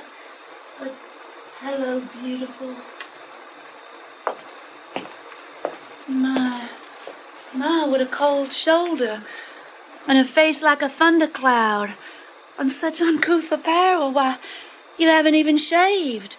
The unforgivable insult to a lady, but I'll forgive you. I'll forgive you because it's such a relief to see you. You've stopped that poker tune I had caught in my head. Have you ever had anything caught in your head? Some words, a piece of music that goes relentlessly on and on in your head? No. Of course you haven't, you dumb angel puss. You'd never get anything awful caught in that head. Do we have to have that fan on? No. I don't like fans. Well, then let's turn it off, honey. I'm not partial to them. I don't know what there is to drink. I haven't investigated. I don't want Stan's liquor. Oh, it isn't Stan's. Everything here isn't Stan's. Some things on the premises are actually mine. How is your mother? Is your mother well? Why? Something's the matter tonight, but never mind. I won't cross-examine the witness. I'll just pretend I don't notice anything different about you. Oh, that music again. What music? The Varsuviana, the poker tune they were playing when Alan... Wait. Oh, there, now the shot. It always stops after that. Yes. Now it's stopped. Are you boxed out of your mind? I'll go and see what I can find in the way of... By the way, excuse me for not being properly dressed, but I'd practically given you up. Had you forgotten your invitation to supper? I wasn't going to see you anymore. Wait a minute, I can't hear what you're saying. You talk so little that when you do say something, I don't want to miss a single syllable of it. What am I looking for around here? Oh, yes, liquor. We've had so much excitement around here this evening that I am boxed out of my mind. Well, here's something. Southern Comfort. What could that be, I wonder? I told you already I don't want none of his liquor, and I mean it. You ought to lay off his liquor. He says you've been lapping it up all summer like a wildcat. What a fantastic statement. Fantastic of him to say it, fantastic of you to repeat it. I won't descend to the level of such cheap accusations to answer them even. Huh? What's in your mind? I see something in your eyes. It's dark in here. I like it dark. The dark is comforting to me. I don't think I've ever seen you in the light. That's a fact. Well, is it? I never seen you in the afternoon. Whose fault is that? You never want to go out in the afternoon. Well, Mitch, you're at the plant in the afternoon. Not Sunday afternoons. I ask you to go out with me sometimes on Sundays, but you always make an excuse. You never want to go out till after 6, and then it's always someplace that's not lighted much. There's some obscure meaning in this, but I failed to catch it. What it means is that I never had a real good look at you, Blanche. What are you leading up to? Let's turn the light on here. Light? Which light? What for? The one with a paper thing on it. What did you do that for? So I can take a look at you good and plain. Of course, you don't really mean to be insulting. No, just realistic. I don't want realism. No, I guess not. I'll tell you what I want. Magic. Yes. Yes, magic. I try to give that to people. I misrepresent things to them. I don't tell the truth. I tell what ought to be true. And if that is sinful, then let me be damned for it. Don't turn the light on. Oh. Yeah. I don't mind you being older than I thought, but all the rest of it, God, That pitch about your ideas being so old-fashioned and all that malarkey you dished out all summer. Oh, I knew you weren't 16 anymore, but I was fool enough to believe you were straight. Who told you I wasn't straight?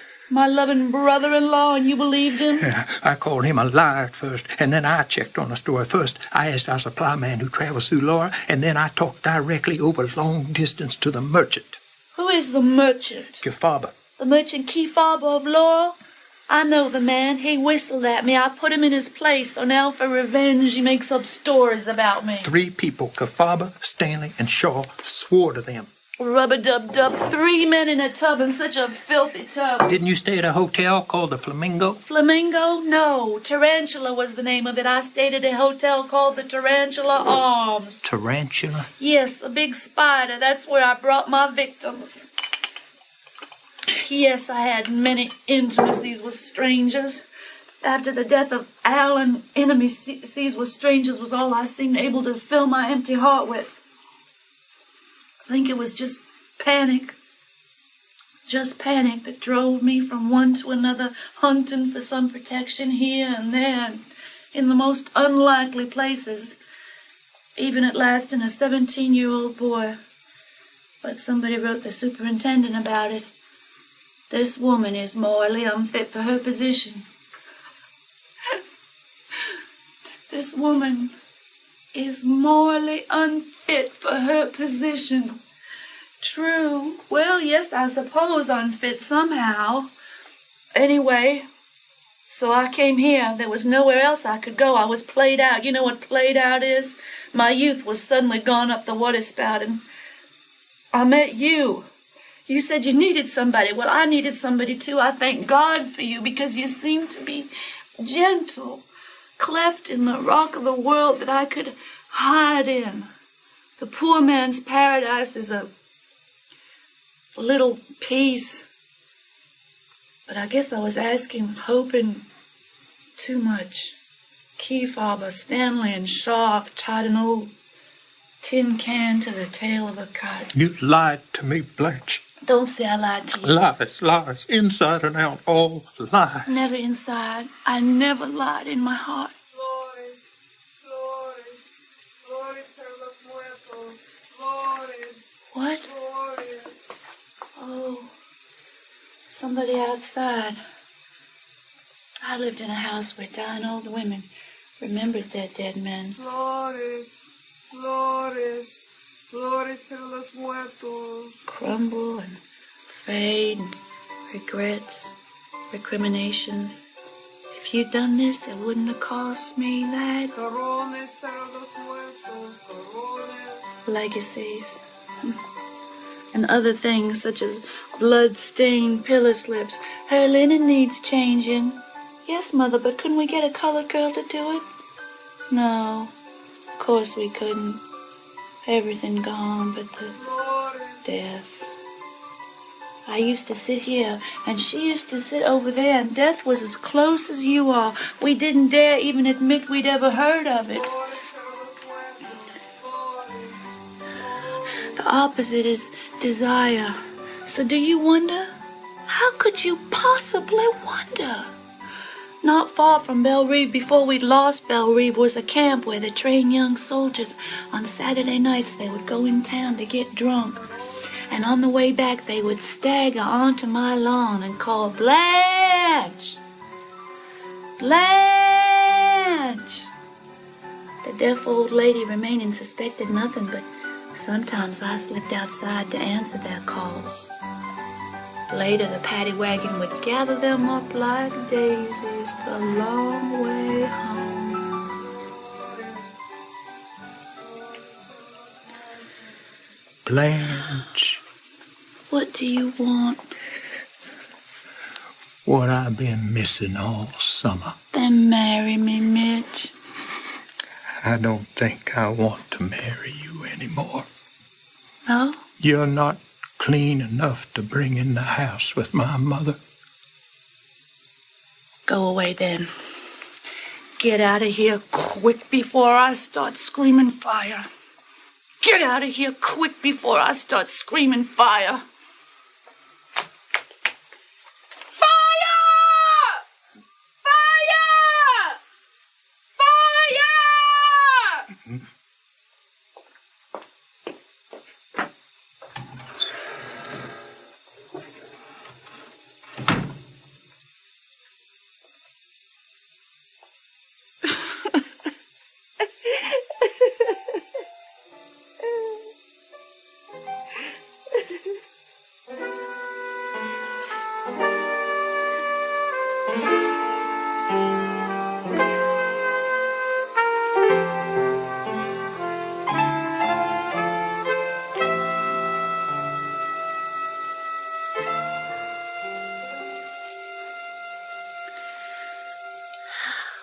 My beautiful rhinestone tiara.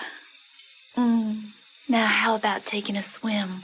A moonlight swim at the old rock quarry. If anyone's sober enough to drive a car. Best way in the world to stop your head buzzing. Only you've got to be careful to dive where the deep pool is. If you hit a rock, you don't come up till tomorrow. So I looked.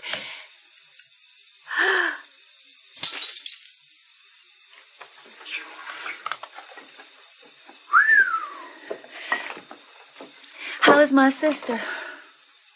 She's doing okay. Baby won't come before morning, so they told me to go home and get a little shut-eye.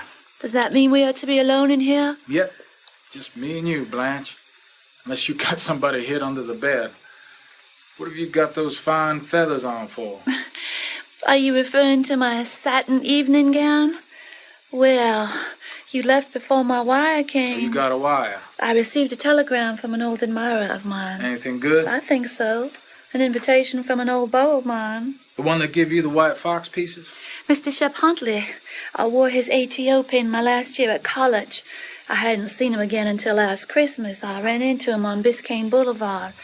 Then, just now, this wire invited me on a cruise of the Caribbean.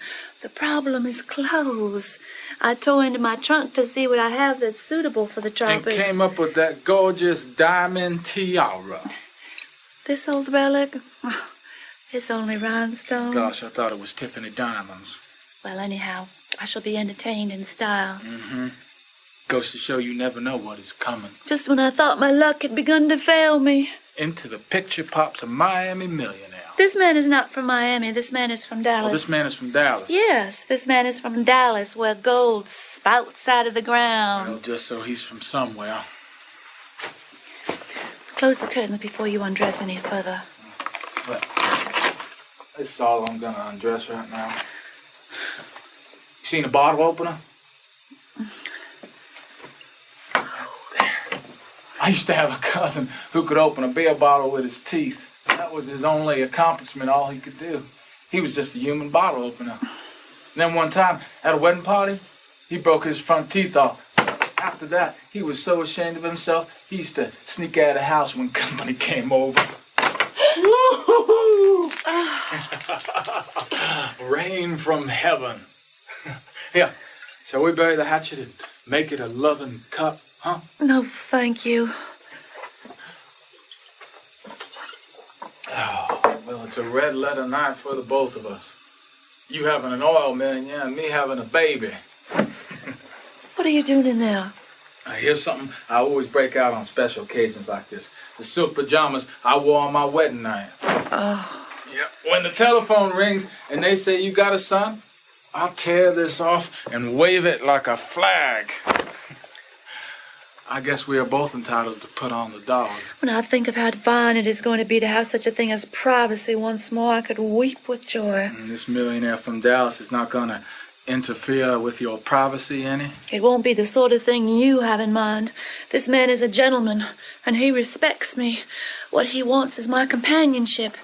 Having great wealth sometimes makes people lonely. I wouldn't know about that. A cultivated woman, a woman of intelligence and breeding, can enrich a man's life immeasurably. I have those things to offer, and this doesn't take them away. Physical beauty is passing, a transitory possession, but beauty of the mind and richness of the spirit and tenderness of the heart, and I have all of those things, aren't taken away, but grow, increase with the years. How strange that I should be called a destitute woman when I have all of these treasures locked in my heart. I think of myself as a very, very rich woman, but I've been foolish, casting my pearls before swine. Swine, huh? Yes, swine. Swine. And I'm thinking not only of you, but of your friend, Mr. Mitchell. He came to see me tonight. He dared to come in here in his work clothes and to repeat slander to me, vicious stories that he'd gotten from you. I gave him his walking papers. You did, huh? But then he came back. He returned with a box of roses to beg my forgiveness. He implored my forgiveness, but some things are not forgivable. Deliberate cruelty is not forgivable. It is the one unforgivable thing in my opinion, and it is the one thing of which I have never never been guilty. And so I told him, I said to him, thank you, but it was foolish of me to think that we could ever adapt ourselves to each other. Our ways of life are too different. Our attitudes and our backgrounds are incompatible. We have to be realistic about such things. So farewell, my friend, and let there be no hard feelings. Was this before or after the telegram came from the Texas oil millionaire? What telegram? No, after. As a matter of fact, the wire came just as... As a matter of fact, there wasn't no wire at all. Oh. There wasn't no millionaire, and Mitch didn't come back with roses, because I know where he is. There isn't a goddamn thing but imagination and lies and conceit and tricks. And look at yourself. Take a look at yourself in that worn-out Mardi Gras outfit, rented for 50 cents from some rag picker, and with the crazy crown on. What queen do you think you are? God. I've been on to you from the start. Not once did you pull any wool over this boy's eyes. You come in here and sprinkle the place with powder and spray perfume and cover the light bulb with a paper lantern, and lo and behold, the place has turned into Egypt, and you are the queen of the Nile, sitting on your throne, swilling down my liquor. I say, ha, ha. You hear me? Ha, ha, ha.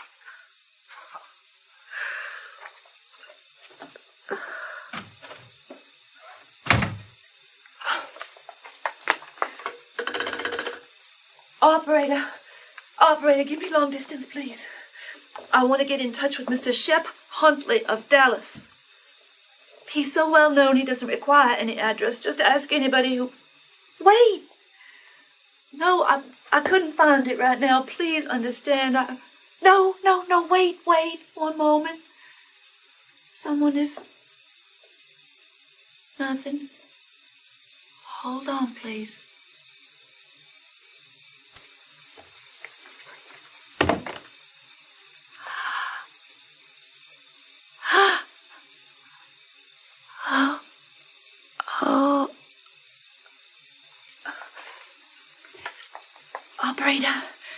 Operator, get Western Union. Western Union. It's Western Union. Yes, I want to take down this message. In desperate circumstances, help me. Caught in a trap. Oh.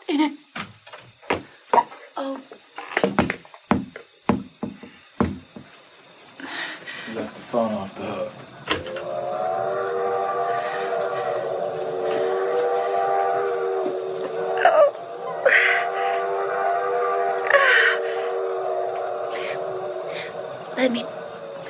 Let me get by you. Get by me? Sure. Go ahead.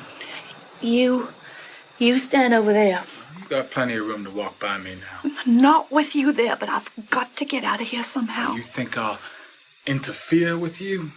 I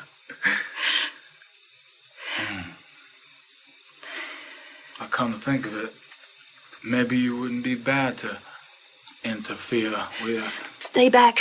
Don't you come towards me another step, Ralph. What? Some awful thing will happen. It will. Oh, what are you putting on now? I warn you, don't. I'm in danger. What'd you do that for? So I could twist the broken end in your face. Oh, I bet you would do that. I would. I will if you... Oh, so you want a rough house. All right. Let's have some rough house.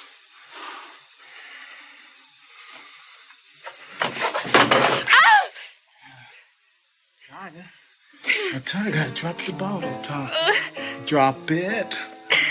We've had this date with each other from the beginning.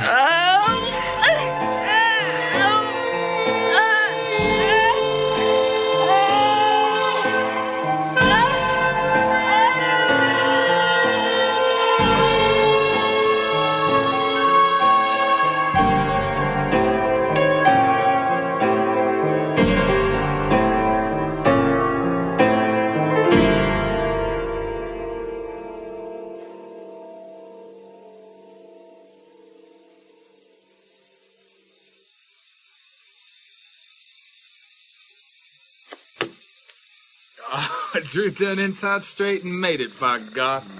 Maldita sea tu suerte. Put it in English, greaseball. I'm cursing your goddamn luck. You know what luck is? Luck is believing you're lucky. Take it, Salerno. I believed I was lucky. I figured that 4 out of 5 would not come through, but I would, and I did. I put that down as a rule.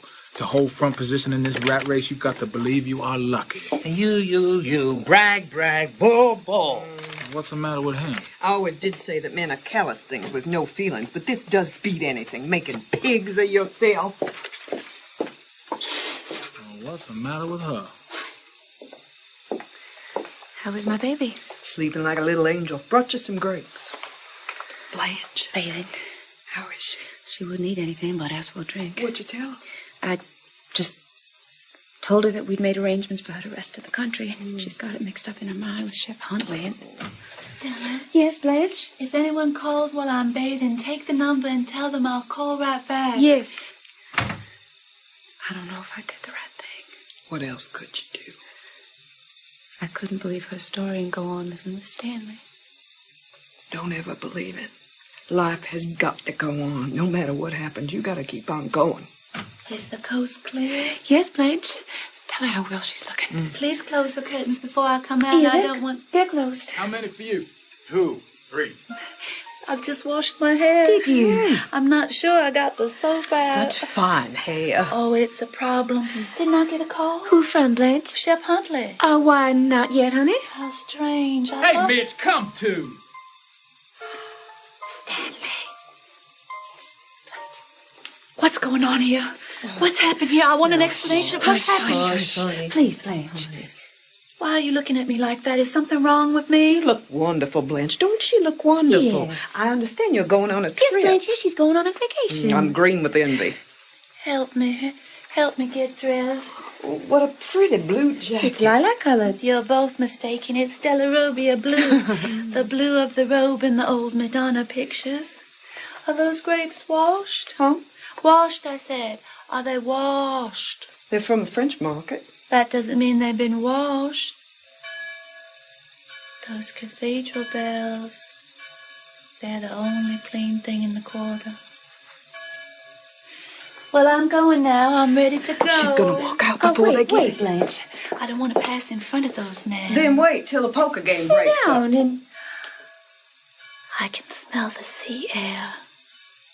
The rest of my time I'm going to spend on the sea. And when I die, I'm going to die on the sea. You know what I shall die of?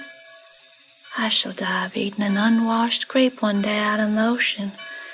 And I'll be buried at sea, sewn up in a clean white sack and dropped overboard at noon in the blaze of summer and into an ocean as blue as my first lover's eyes.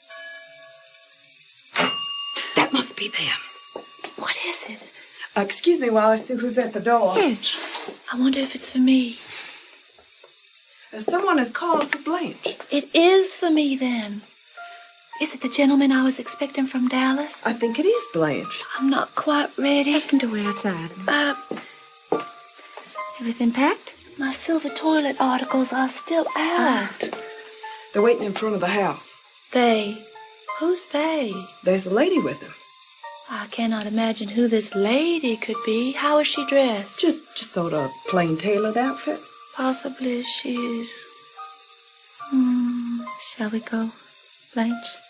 Must we go through that room? I will go with you. How do I look? Lovely. Lovely.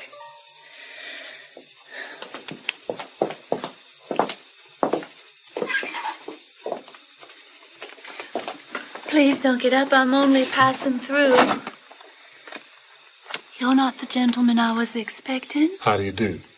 That man isn't Shep Huntley. Did you forget something? Yes. Yes, I forgot something. Doc, you better go in. Nurse, bring her out.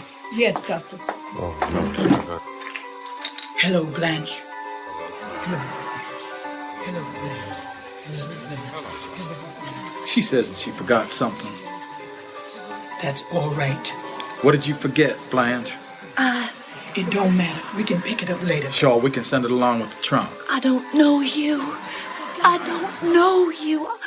I want to be left alone, please. Now, Blanche, you left nothing here but split talcum and old empty perfume bottles. Unless it's the paper lantern you want to take with you. You want to take the lantern? Oh, hey, doctor! Doctor, you better come in here. Too bad. I always like to avoid it. This is a very bad thing. This is not the right to do it. Do it. She should have been told. You done this. All of your goddamn interfering with things. Quit the blubber! I'll kill you! I'll hold this boneheaded crop baby! Come, Mitch! Yes, stop it! Take it easy. Let me go. These fingernails have to be cut. Jacket, doctor. Not unless necessary.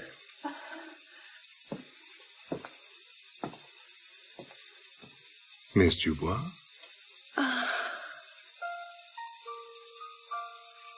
It won't be necessary. Ask her to let go of me. Let go.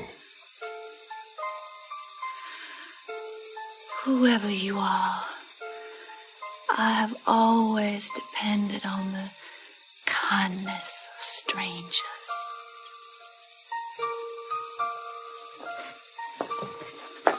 Blanche.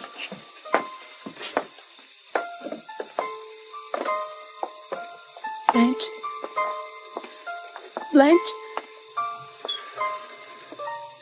What have I done to my sister? My God, what have I done to my sister? You done the right thing, the only thing you could do. She couldn't stay here. There wasn't no other place for her to go. Here, honey, take your baby.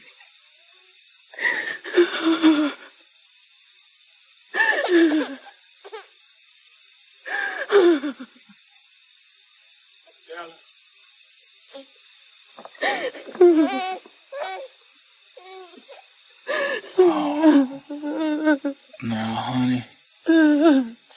Now, love. Oh, now, love. Yeah. Let me touch you. Yeah. Oh, now, love. Now, love.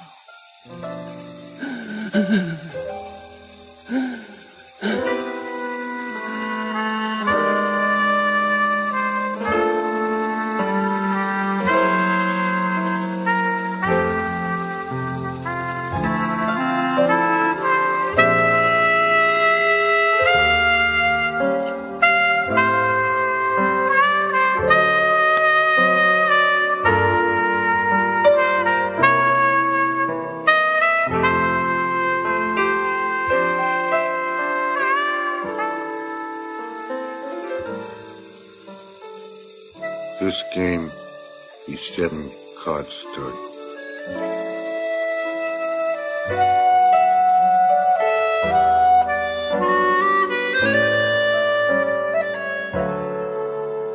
Glenne Headley played Blanche, Vincent D'Onofrio, Stanley, Amy Brenneman, Stella, and David Selby, Mitch, in A Streetcar Named Desire by Tennessee Williams. Eunice was Rondi Reed, Steve Frederick Coffin, Pablo Armondo Molina, the matron and Negro woman Lyvingston Holmes, and the doctor Jamie Hames. The music was composed by John Roby. The musicians were John Roby, Steve McDade, and Jack Zaza. The production assistants were Lizzie Hart and Tilo Ponder. The American producer was Susan Albert Lowenberg, the Canadian producer John McCarthy, and the director Martin Jenkins.